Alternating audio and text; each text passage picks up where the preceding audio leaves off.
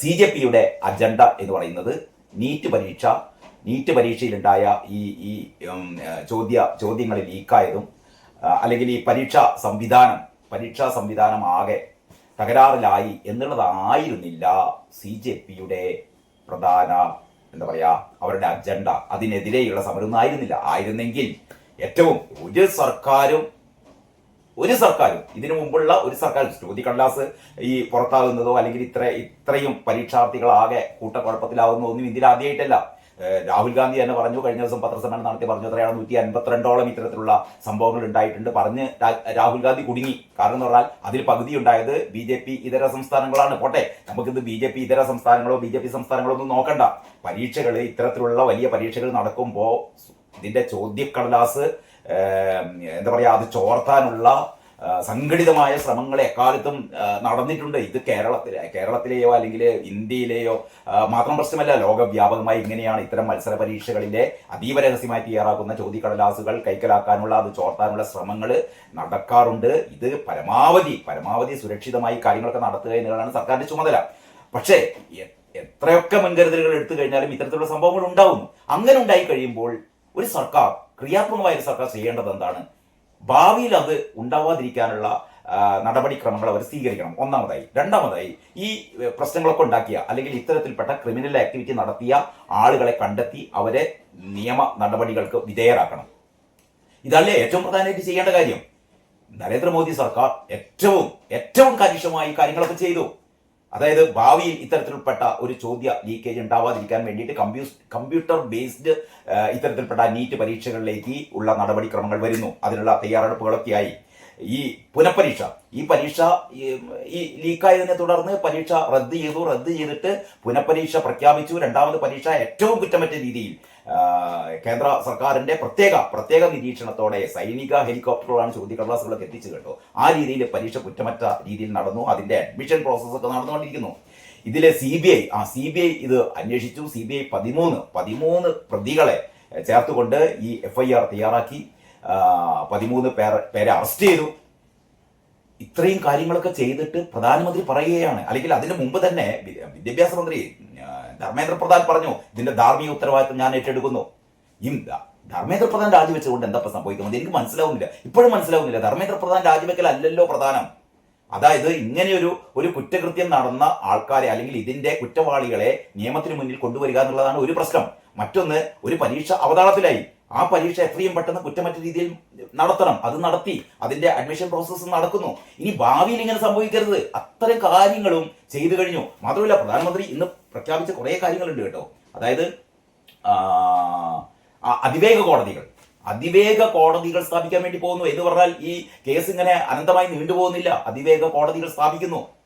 അപ്പൊ ഇത്രയും കാര്യങ്ങളൊക്കെ ചെയ്തിട്ടും CJP സമരം അവസാനിപ്പിക്കുന്നില്ല എന്ന് പറഞ്ഞാൽ ഇതിന്റെ പിന്നിൽ ഒരു ഗൂഢാലോചനയുണ്ടല്ലോ.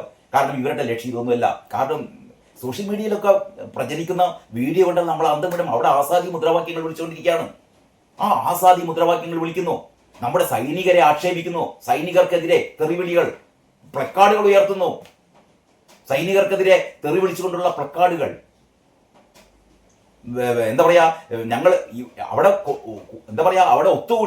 ഒത്തുകൂടിയ രാജ്യത്തിന്റെ വിവിധ ഭാഗങ്ങളിൽ നിന്ന് വന്ന ഈ പ്രക്ഷോഭകാരികൾ എന്ന് പറയുന്ന ആൾക്കാർക്ക് നീറ്റ് പരീക്ഷയുമായിട്ടോ ഇത് സംബന്ധിച്ച ഒരു കാര്യവും ഇവർക്ക് അറിയില്ല. ഇവരാകെ വന്നത് നരേന്ദ്രമോദിയെ അട്ടിമറിക്കണം. അതിലൊരു പെൺകുട്ടി പറയുന്നത് നരേന്ദ്രമോദിയെ വെടിവെക്കണം എന്നൊക്കെയാണ് പറയുന്നത്. ഒന്ന് ആലോചിച്ചത് നിങ്ങൾ. അപ്പൊ ഇവരുടെ ഉദ്ദേശം എന്ന് പറഞ്ഞാൽ ആരാണ് ഇവർക്ക് ഫണ്ട് ചെയ്യുന്നത്? അതാണ് ഏറ്റവും പ്രധാനപ്പെട്ട കാര്യം.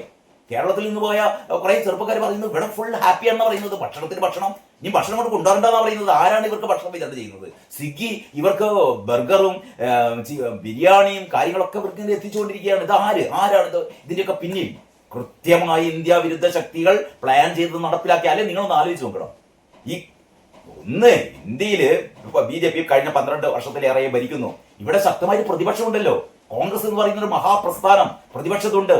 ഇവിടെ ഇടതുപക്ഷ കക്ഷികളുണ്ട്. പിന്നെ ഇതൊക്കെ പരിഹരിക്കാൻ വേണ്ടിയിട്ട് അമേരിക്കയിൽ നിന്ന് അഭിജിത് ദീപ്കെ ഇങ്ങോട്ടേക്ക് ഇറങ്ങി വരണം. ഇതിന്റെ ഒരു അപഹാസ്യം നിങ്ങൾ ആലോചിച്ച് നോക്കൂ. അതായത് ഇങ്ങനെ ഒരു സംഭവം ഉണ്ടായി. ശരി, ഇവിടെ ഒരു പരീക്ഷയുടെ ചോദ്യ പേപ്പർ ലീക്ക് ആവുന്നു. ഇത് കൈകാര്യം ചെയ്യാൻ ഇവിടുത്തെ രാഷ്ട്രീയ പ്രതിപക്ഷത്തിന് അറിയില്ലേ? ഇത് സമരം ഏറ്റെടുക്കാൻ വേണ്ടിയിട്ട് വരുന്നത് ആര്? അഭിജിത് ദീപ്കെ എന്ന് പറയുന്ന അമേരിക്കയിൽ താമസിക്കുന്ന ഒരു യുവാവ്. ഇയാള് എന്നിട്ട് കുറെ ഒരു കൂട്ടായ്മ ഉണ്ടാക്കുന്നു. യഥാർത്ഥത്തിൽ വരുന്നത് ഈ ചോദ്യപേപ്പർ അട്ടിമറിയുമായി ബന്ധപ്പെട്ട കാര്യത്തിനല്ല വരുന്നത്. വളരെ നമ്മളതിന്റെ കാര്യങ്ങൾ ആലോചിച്ചാലേ, നമ്മൾ സാധാരണ പറയാറില്ലേ, ആടിനെ പട്ടിയാക്കുക, പട്ടിയെ പേപ്പട്ടിയാക്കുക, എന്നിട്ട് കല്ലെറിഞ്ഞ് കൊല്ലുക എന്നൊക്കെ പറഞ്ഞ പോലെ സൂര്യകാന്ത്, അതായത് ചീഫ് ജസ്റ്റിസ് സൂര്യകാന്ത് ഒരു കേസ് വിചാരണ ചെയ്യുന്നതിനിടയിൽ പറഞ്ഞ ഒരു നിരീക്ഷണമാണ്. അതായത് ഈ നമ്മുടെ വ്യാജ ബിരുദവുമായി കുറെ യുവാക്കള്, വ്യാജ സർട്ടിഫിക്കറ്റുകളുമായി കുറെ യുവാക്കള് ഈ പറയുന്ന ലോ രംഗത്ത്, അതായത് അഭിഭാഷക രംഗത്ത്, പിന്നെ മാധ്യമ രംഗത്തൊക്കെ കയറി കൂടിയിട്ടുണ്ട്. ഇവർ പരാന്നഭോജികളാണ് എന്നാണ് പറഞ്ഞത്. രാജ്യത്തെ മൊത്തം യുവാക്കളെ ഒന്നും ജസ്റ്റിസ് സൂര്യകാന്ത് അപലപിച്ചിട്ടില്ല, ആക്ഷേപിച്ചിട്ടില്ല. ഒന്ന് ആലോചിക്കണം, ഇന്ത്യയുടെ ചീഫ് ജസ്റ്റിസ് ആണ്. ഇന്ത്യയുടെ ചീഫ് ജസ്റ്റിസ് ഇത്ര വിവരമില്ലാത്ത ആളാണ്. ഈ രാജ്യത്തെ മൊത്തം യുവാക്കള് ഈ പരാന്നഭോജികളാണ്, ഇവര് കോക്രോച്ചസ് ആണ് എന്നൊക്കെ ഇന്ത്യയുടെ ചീഫ് ജസ്റ്റിസ് പറയുന്നത് തോന്നുന്നുണ്ടോ? ചീഫ് ജസ്റ്റിസ് തന്നെ പിറ്റേ ദിവസം വിശദീകരിച്ചു. ഞാൻ പറഞ്ഞത് ഈ വ്യാജ ബിരുദങ്ങളുമായി വരുന്ന എന്ന് പറഞ്ഞാൽ ക്രിമിനൽ ആക്ടിവിറ്റിയിൽ ഉൾപ്പെടുന്ന ഈ യുവാക്കളെ കുറിച്ചിട്ടാണ്. അവര് ഈ അധികാര സ്ഥാനങ്ങളിൽ കയറി വരുന്നു, അർഹരല്ല വരുന്നത്. അവരിത്തരം സർട്ടിഫിക്കറ്റുകളൊക്കെ വ്യാജമായി ഉണ്ടാക്കിയിട്ടാണ് വരുന്നത്. അത്തരം ആൾക്കാർ പരാന്നഭോജികളാണെന്നാണ് ചീഫ് ജസ്റ്റിസ് പറഞ്ഞത്. ശരിയല്ലേ? അതെല്ലാം പാടെ ചീഫ് ജസ്റ്റിസ് മൊത്തം രാജ്യത്തെ യുവാക്കളെ മുഴുവനും കോക്രോച്ചസ് ആക്കി. അപ്പോഴത്തേക്ക് കോക്രോച്ചസ് എന്ന പേരിൽ ഒരു എന്താ പറയാ, ഈ സാമൂഹ്യ മാധ്യമങ്ങളിൽ ഒരു കൂട്ടായ്മ രൂപപ്പെടുന്നു. ഇതിന്റെ കൊണസ്ട്രാളായിട്ട് അഭിജിത് ദീപ്കെ വരുന്നു. ഇയാൾ പഴയ ആം ആദ്മിയുടെ ആളാണെന്നൊക്കെയാണ് പറയുന്നത്. എന്നിട്ട് ഇവിടെ സമരം നയിക്കുന്നു. ഒരു തരത്തിലുള്ള പെർമിഷൻ ചോദിക്കാതെ. യഥാർത്ഥത്തിൽ ഇയാള് വരുമ്പോൾ തന്നെ ഇയാളെ അറസ്റ്റ് ചെയ്യുന്നൊക്കെയാണ് പ്രതീക്ഷിച്ചത്. പക്ഷെ കേന്ദ്ര സർക്കാർ വളരെ അനുഭാവപൂർവ്വം ഇയാളെ കൂട്ടിക്കൊണ്ടുപോയി. ഇയാൾക്ക് ഒരു അനുമതി ഇല്ലാതിരുന്നിട്ടും അവിടെ സമരം തുടങ്ങി. എന്നിട്ട് അവസാനം ചെയ്തത് തോന്നിയവാസം. പാർലമെന്റ് എന്താ പറയാ, ഏറ്റവും അതീവ സുരക്ഷാ മേഖലയായ പാർലമെന്റിലേക്ക് ഇവർ മാർച്ച് ചെയ്യുന്നു, അല്ലെങ്കിൽ ഇവര് അങ്ങോട്ടേക്ക് പ്രക്ഷോഭം നടത്തുന്നു, ഒരു അനുവാദവും വാങ്ങാതെ. അങ്ങോട്ടൊന്നും ഇത്തരം പ്രതിഷേധ മാർച്ചിലൊന്നും അനുവാദം ഇല്ലാന്നേ. അപ്പൊ സ്വാഭാവികമായും പോലീസ് തടയും. പോലീസ് തടഞ്ഞപ്പോ പോലീസിനെ ഇവർ ആക്രമിച്ചു. 100ഓളം പോലീസുകാർ ആശുപത്രിയിൽ കിടക്കുന്നു. 100ഓളം വാഹനങ്ങൾ എറിഞ്ഞു തകർത്തു, തല്ലി തകർത്തു. മാധ്യമപ്രവർത്തകരെ ആക്രമിച്ചു. ഇതിന്റെയൊക്കെ വിഷ്വൽസ് സോഷ്യൽ മീഡിയയിൽ കിടക്കുന്നുണ്ട്. അതുകൊണ്ട് തന്നെ ദേശീയ സുരക്ഷാ നിയമപ്രകാരം നടപടികൾ എടുക്കാൻ വേണ്ടി പോവുകയാണ്. NIA മിക്കവാറും ഇന്ന് തീരുമാനമാകും. NIA ഈ കേസ് അന്വേഷിക്കും. കാരണം ആരാണ് ഇതിന് പിന്നിൽ? കാരണം ഒരു വലിയ രീതിയിലുള്ള പണമൊഴുക്കത്തിന്റെ പിന്നിൽ ഉണ്ടായിട്ടുണ്ട്. കേരളത്തിൽ നിന്ന് ഒരുപാട് സോഷ്യൽ ആക്ടിവിസ്റ്റ് അവിടെ എത്തിയിട്ടുണ്ട്. ഇപ്പൊ രഞ്ജിനി ഹരിദാസിനൊക്കെ പോലെ. ഇതിൽ പറഞ്ഞു കേൾക്കുന്നത് എന്താന്ന് വെച്ചാൽ, ഇവർ ഈ പ്രക്ഷോഭരംഗം ഒന്ന് കൊഴുപ്പിക്കാൻ വേണ്ടിയിട്ട് ഇത്തരം സെലിബ്രിറ്റികളെ കൊണ്ടുവന്നിട്ട് ഇവരുടെ റീൽസ് ഇവരിങ്ങനെ മുന്നിൽ നിന്ന് ഇതിങ്ങനെ എൻജോയ് ചെയ്യുന്ന റീൽസ് പുറത്തേക്ക് ഇറക്കിയിട്ട് രാജ്യത്തെ യുവാക്കളെ മുഴുവനും ഇതിലേക്ക് ആകർഷിക്കാനുള്ള ഒരു പ്രത്യേക പരിപാടി, ഓരോ റീൽസിനും ഇത്ര തുക എന്നുള്ള രീതിയിലൊക്കെയാണ് അത്ര ഇവർക്ക് ഓഫർ ചെയ്തത്. നമുക്കറിയില്ല. ഇതൊക്കെയാണ് പറഞ്ഞു കേൾക്കുന്നത്. ഇതൊക്കെ NIA വന്നു കഴിഞ്ഞാൽ അതൊക്കെ തെളിയും. അപ്പൊ ഞാൻ പറഞ്ഞുകൊണ്ട് വരുന്നത്, മലയാള പത്രങ്ങളും ഒക്കെ നോക്കിയാൽ ഇതൊക്കെ ഒരു വൺ സൈഡ് മാത്രമാണ് ഈ പത്രങ്ങളൊക്കെ കൊടുക്കുന്നത്. എന്തോ ഭാഗ്യത്തിന് പ്രധാനമന്ത്രിയുടെ ഓഫറുകളൊക്കെ കൊടുത്തിട്ടുണ്ട് കേട്ടോ. അത് വലിയ കാര്യം. അപ്പൊ ഇതില് ഈ വാർത്ത തുടങ്ങുന്ന എങ്ങനെയാണ്? മാതൃഭൂമിയില് കോക്രോച്ച് ജനതാ പാർട്ടിയുടെ നേതൃത്വത്തിൽ വിദ്യാർത്ഥികളും കോൺഗ്രസിന്റെ നേതൃത്വത്തിൽ ഇന്ത്യ സഖ്യവും സമരം ശക്തമാക്കിയതോടെ നടപടികളുമായി കേന്ദ്ര സർക്കാർ. അപ്പൊ ഇതിന്റെ അടിസ്ഥാനത്തിലാണ് അത്ര നടപടികൾ. ഇതിനു മുന്നേ തന്നെ ഇവർ സമരം തുടങ്ങുന്നതിന് മുമ്പ് തന്നെ കേന്ദ്ര സർക്കാർ ചെയ്യേണ്ടതൊക്കെ ചെയ്തു കഴിഞ്ഞിട്ടുണ്ട്. ഇപ്പോഴേറ്റവും ഈ അതിവേഗ കോടതികൾ സ്ഥാപിക്കും എന്നുള്ളൊരു കാര്യമാണ് പ്രധാനമന്ത്രി പുതുതായിട്ട് പറഞ്ഞത്. നേരത്തെ അതല്ലാത്ത കാര്യങ്ങളൊക്കെ നേരത്തെ തന്നെ പറയുകയും പ്രവർത്തിക്കുകയും ചെയ്തതാണ്. ഇനി പറയുന്നതാണ്, ചോദ്യചോർച്ച കേസുകൾ പരിഗണിക്കുന്നതിന് അതിവേഗ കോടതികൾ സ്ഥാപിക്കുമെന്ന് പ്രധാനമന്ത്രി നരേന്ദ്രമോദി വ്യാഴാഴ്ച രാവിലെ പ്രഖ്യാപിച്ചിരുന്നു. രാത്രി ഡൽഹിയിൽ അതിവേഗ കോടതി സ്ഥാപിച്ചുകൊണ്ട് വിജ്ഞാപനം ഇറങ്ങി. നോക്കിയാ അതിന്റെ ഒരു വേഗതല്ലേ. വിജ്ഞാപനം ഇറങ്ങി.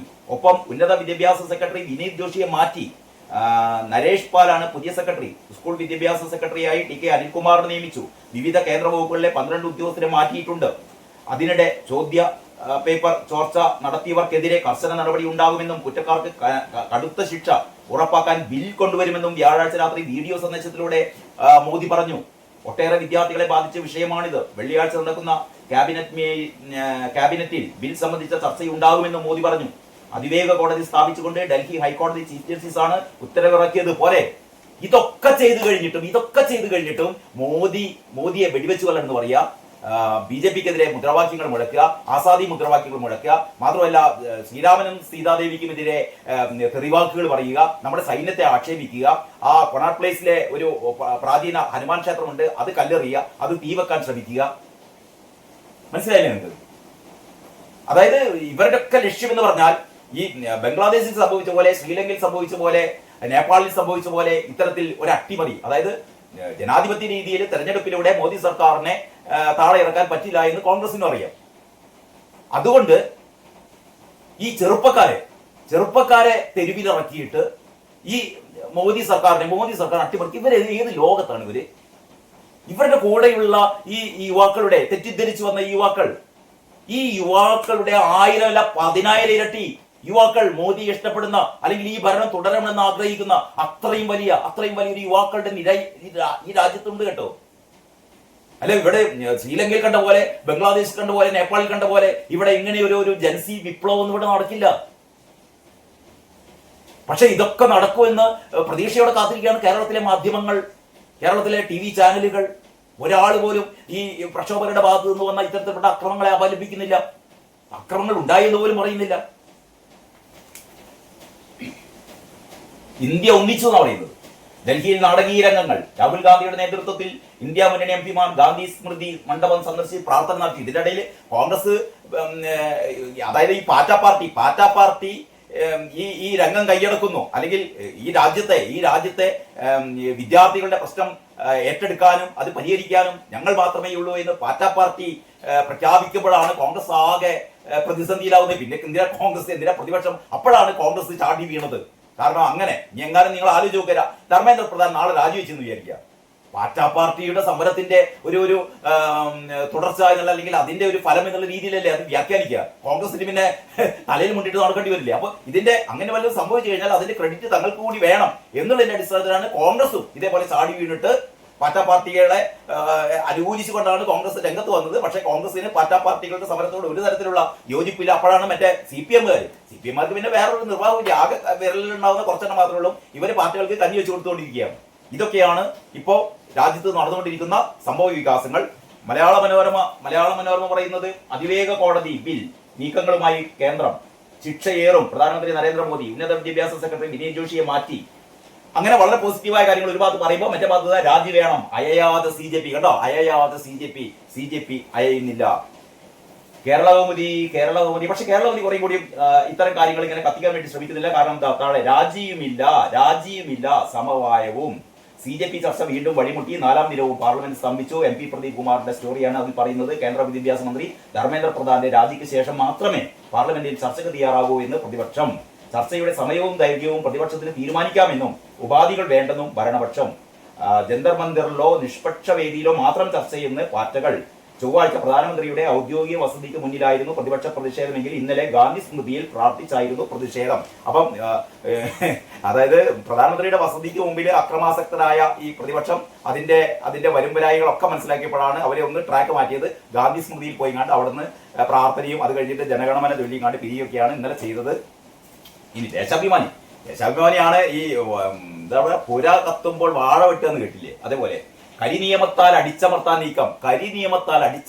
അവിടെ ദേശീയ സുരക്ഷാ നിയമം പ്രഖ്യാപിച്ചിരുന്നു. അതാണ് അതിന്റെ ചൊറിച്ചിലാണ്. കരിനിയമത്താൽ അടിച്ചമർത്താൻ നീക്കം ആളിപ്പടരുന്നു എന്നാ പറയുന്നത്. എന്താണ്? പ്രക്ഷോഭം അടിച്ചമർത്താൻ ഡൽഹി പോലീസിന് ദേശീയ സുരക്ഷാ നിയമം ഉപയോഗിക്കാൻ അനുമതി. പിന്നെ വേണ്ടേ ഇത്തരത്തിലുള്ള പ്രക്ഷോഭങ്ങളൊക്കെ അടിച്ചമർത്തണ്ടേ? പിന്നെ ഇതിങ്ങനെ നോക്കിയിരിക്കുകയാണ് ചെയ്യുക. വിദ്യാഭ്യാസ മന്ത്രിയുടെ രാജി ആവശ്യത്തിൽ ഉറച്ച് പ്രക്ഷോഭകർ. ഒറ്റക്കെട്ടായി പ്രതിപക്ഷം. വിറച്ച് മോദി സർക്കാർ വിറച്ചുപോയി. മോദി സർക്കാർ ഇവിടെ നിങ്ങൾക്കറിയാലോ, കാശ്മീരിലൊക്കെ തീവ്രവാദികളെ പിറപ്പിച്ച മോദി സർക്കാരിന് ഈ ജൻസി ലേബല് ഒട്ടിച്ചു വരുന്ന ഈ പാറ്റ പാർട്ടികളെ അതിന്റെ മുന്നിൽ വിറച്ചു പോവുക. അപ്പൊ അറിയുന്നതിന് ഒരു ഉളുപ്പ് വേണ്ടല്ലോ. അപ്പൊ ഇങ്ങനെയൊക്കെയാണ് ഞാൻ ജസ്റ്റ് ഇന്നത്തെ പത്രങ്ങളുടെ ഒരു കാര്യവും എന്താണ് യഥാർത്ഥത്തിൽ സംഭവിച്ചുകൊണ്ടിരിക്കുന്നത് എന്നുള്ളത് സംബന്ധിച്ചാണ് ഈ ഒരു വീഡിയോ ചെയ്യുന്നത്. ഏതായാലും ഇത് സംബന്ധിച്ച വിശദമായ മറ്റ് കാര്യങ്ങൾ നമുക്ക് അടുത്ത വീഡിയോയിൽ ചർച്ച ചെയ്യും. അതുവരെ എല്ലാവർക്കും നന്ദി, നമസ്കാരം.